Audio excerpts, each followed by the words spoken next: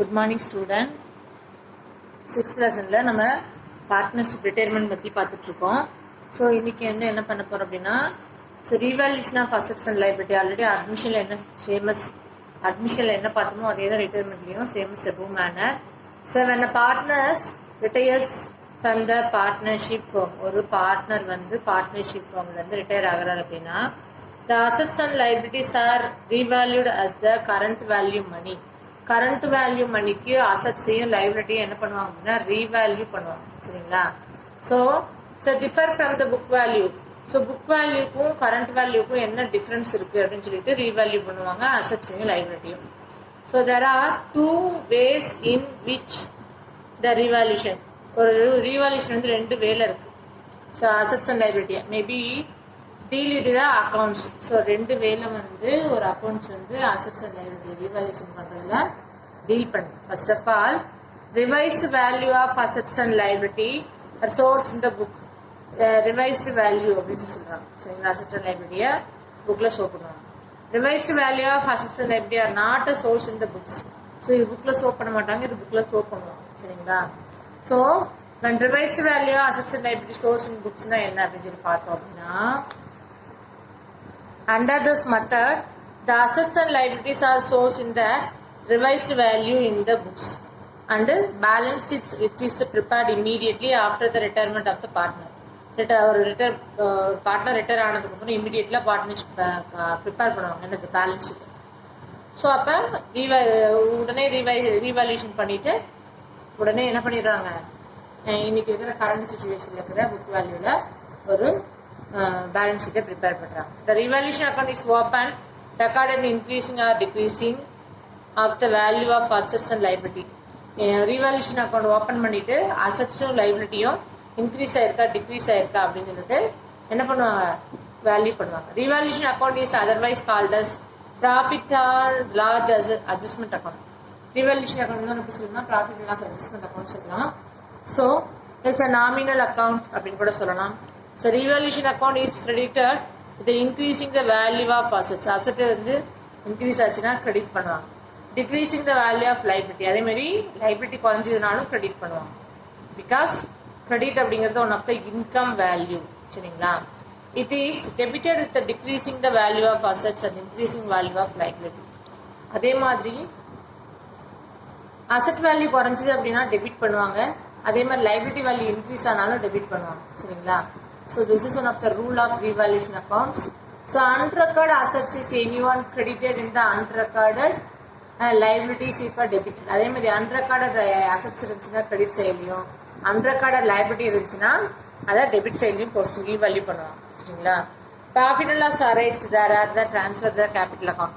Profit வந்தாலும் சரி, revaluation பண்ணது மூலமா ப்ராஃபிட் வந்தாலும் சரி, லாஸ் வந்தாலும் சரி, கேபிட்டல் அக்கௌண்ட்டுக்கு கொண்டுட்டு போவாங்க. So all the partners in old partner sharing ரேஷியோல அந்த ப்ராஃபிட்டை, சரிங்களா, ஓல்டு ப்ராஃபிட் ஷேரிங் ரேஷியோல என்ன பண்ணிப்பாங்க, ஷேர் பண்ணிப்பாங்க. ஓகேவா? ஆல்ரெடி ஃபார்மேட் பார்த்துருக்கோம். ஒரு அசட்ஸ் வேல்யூ வந்து இன்க்ரீஸ் ஆயிடுச்சு அப்படின்னா concern assets account retire to revaluation account. அதே அந்த அசட் வேல்யூ டிக்ரீஸ் ஆயிடுச்சுன்னா revaluation account retire to concern assets account. Then liability increase ஆச்சுன்னா revaluation account retire to concern liability. அதே வந்து லைபிலிட்டி டிக்ரீஸ் ஆச்சுன்னா liability account retire to revaluation account.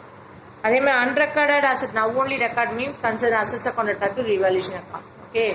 So அதே மாதிரி unrecorded liability now only record அப்படின்னா revaluation account retire to concern liability account. So then balance ரீவேல்யூஷன்ல profit வந்துச்சு அப்படின்னா revaluation account retire to all partners capital account சொல்லிட்டு share பண்ணிப்பாங்க. ஒருவேளை revaluation loss வந்துச்சுன்னா all partners capital account retire to revaluation account. So already இதில் நம்ம ஜேர்னலில் சம் போட்டோம். ஸோ இந்த ஃபார்மேட் வச்சு தான் நம்ம ஜேர்னல் என்ட்ரி போட்டிருக்கோம். சரிங்களா? ஸோ நெக்ஸ்ட் இதை வச்சு நம்ம என்ன பண்ண போறோம் அப்படின்னா ரீவேல்யூஷன் அக்கௌண்ட் லெட்ஜர் ப்ரிப்பேர் பண்ணியிருக்கோம். This is one of the income column credit side, this is one of the expenses column. Okay. So concern அசட்ஸோட இன்க்ரீசிங் வேல்யூ இன்கம் சைட்லையும், லைபிலிட்டியோட டிக்ரீசிங் வேல்யூ இன்கம் சைட்லையும், ஆல் பார்ட்னர்ஸோட கேபிட்டல், அதாவது இது வந்து நம்ம பேலன்சிங் ஃபிகர் நாம தான் கண்டுபிடிக்கணும். இன்கம் சைடு குறைஞ்சதுன்னா லாஸ். சரிங்களா?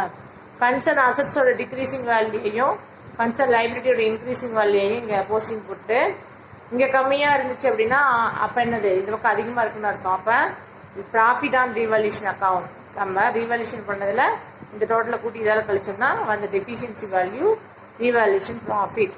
ஒருவேளை இந்த டோட்டல் கூட்டி இதில் கழிக்கிற மாதிரி இருந்ததுன்னா இந்த பக்கம் வந்து டெஃபிஷியன்சி வேல்யூ வந்துச்சுன்னா revaluation loss.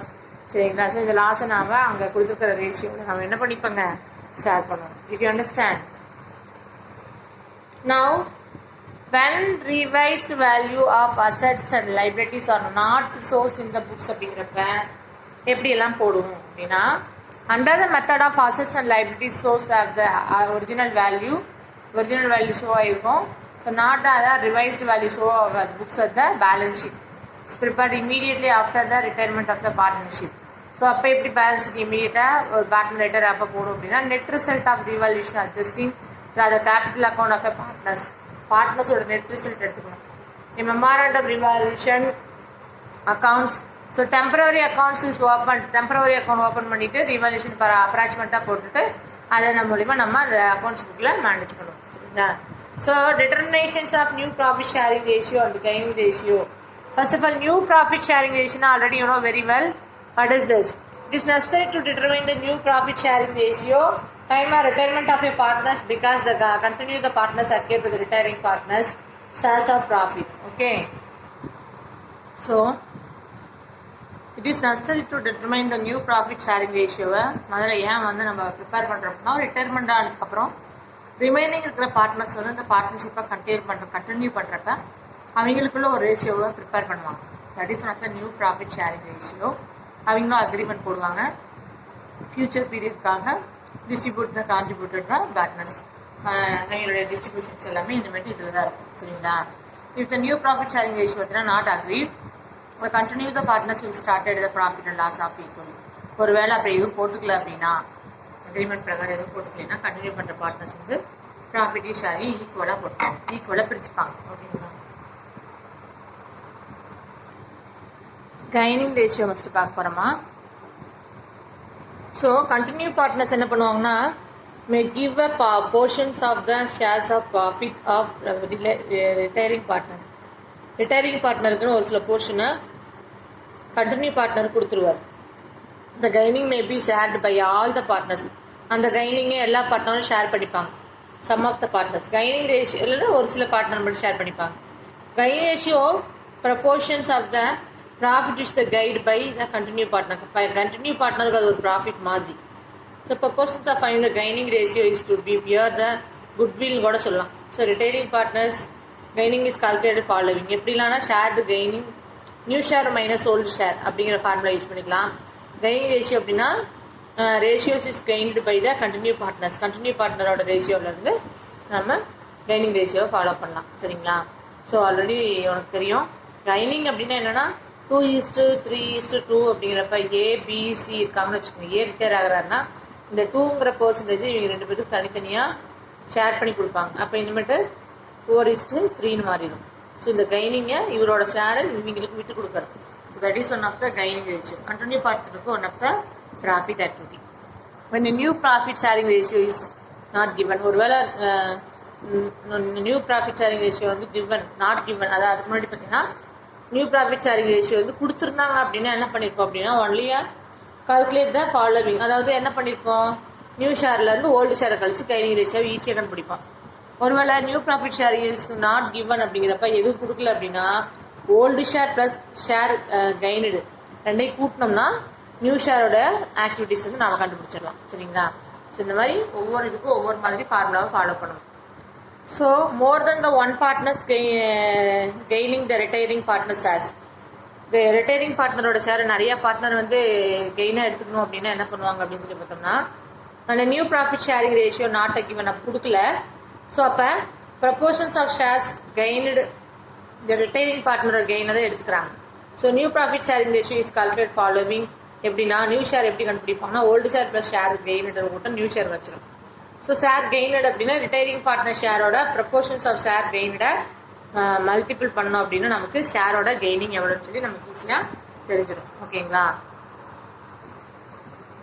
Next proportions of share gained not given. Share கெயினடே நான் கொடுக்கல அப்படின்னா என்ன பண்ணுவோம் அப்படின்னா நியூ ப்ராஃபிட் ஷேரிங் ரேஷியோ இருக்குது அப்படின்னா ஸோ கெய்னடு ப்ரப்போர்ஷன்ஸா ஷேர் நாட் கிவன் அதான் கொடுக்கல. இப்போ நியூ ஷேர் கால்குலேட் பண்ணுறப்ப assume the gaining proportions of old ஷேரை தான் நம்ம கெய்னிங் ரேஷியோவை வச்சுக்கணும். ஸோ new profit sharing ratio gaining ratio வந்து கண்டினியூவாக ஓல்டு பார்ட்னர் ஷேரிங் ரேஷியோவை கெய்னிங் ரேஷியோ கூட என்ன பண்ணணும், ஃபாலோ பண்ணிக்கலாம். சரிங்களா?